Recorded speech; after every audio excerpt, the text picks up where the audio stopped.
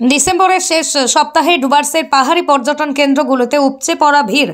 জলপাইগুড়ি জেলার মেডলি ব্লকের অন্তর্গত শামসিং চা বাগানের লালিগোড়াস এখন পর্যটকদের কেন্দ্রবিন্দু হয়ে দাঁড়িয়েছে।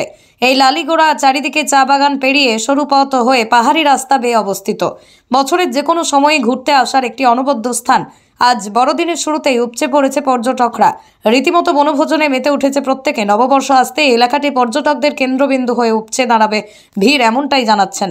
ভালো, সদ্য ঠান্ডা ঠান্ডা পড়েছে আর জায়গাটাও ভীষণ ভালো। লালিগোড়াস আর পাঁচটা জায়গা থেকে কতটা কেমন দেখছেন? আমাদের উত্তরবঙ্গে ঘোরার জায়গা তো প্রচুর রয়েছেই, কিন্তু তার পাশাপাশিও সবচেয়ে ভালো লাগার বিষয় হচ্ছে এখানকার রাস্তা, এখানকার পরিবেশ। উত্তরবঙ্গে কাছাকাছি, আমাদের অন্তত জলপাইগুড়ি ডিস্ট্রিক্টের কাছাকাছি জায়গাগুলোর মধ্যে বেশ একটা বাইরের মতো ফিলিং দিচ্ছে এবং রাস্তাটাও ভীষণ সুন্দর। যাতায়াত থেকে শুরু করে এখানকার পিকনিকের পরিবেশ, আবহাওয়া সমস্তটা মিলিয়ে ভীষণই ভালো লাগছে। আচ্ছা, এই যে এতটা যে উঁচু থেকে নিচে নামার ব্যাপারটা, এই অন্য কোনো স্পটে কি এই ফিলটা কি নেওয়ার মতো? এটা ভীষণই আকর্ষণীয়।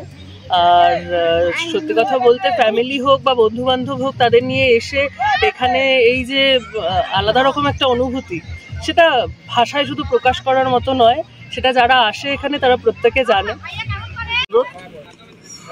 মনোরম প্রাকৃতিক দৃশ্য, এত সৌন্দর্য মনকে জয় করে নেয়। এত ভালো লাগলো এখানে এসে, মনে হয় আবার ফিরে আসবো এখানে। আচ্ছা, যেমন এই যে চালসা, লাটাগুড়ি, এই সমস্ত জায়গা তো রয়েছেই, তার পাশাপাশি এই যে একটা চা বলয় পেরিয়ে পাহাড়ি একটা এলাকায়, মানে কত পর্যটন কতটা আকর্ষণ হতে পারে এখানে?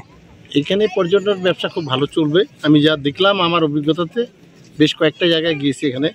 সান্তালিখোলা যেমন আমরা দেখলাম, রকিয়ালেন দেখলাম, এইটা তো লালিগোড়াসে চলে আসছি। লালিগোড়ার জায়গাটা আমার এখানে দেখি, মেঘালয়ে আমি গিয়েছি, ঠিক মেঘালয়ের প্রাকৃতিক দৃশ্য যেমন এখানে ঠিক সেম তাই মনে হচ্ছে।